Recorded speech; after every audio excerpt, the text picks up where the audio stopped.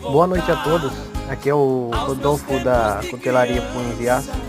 Queria mostrar para vocês essa faquinha feita de prego de ferrovia forjada.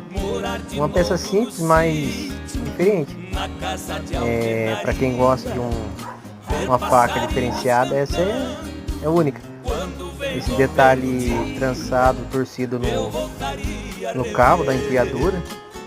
Esse detalhe também, tipo a cabeça de um bode, um touro. É uma peça diferente. Disponível, pessoal. Quem gostou, curte, se inscreve para dar aquela força no canal, para eu poder estar trazendo mais alguns trabalhos desse tipo. Forte abraço, valeu!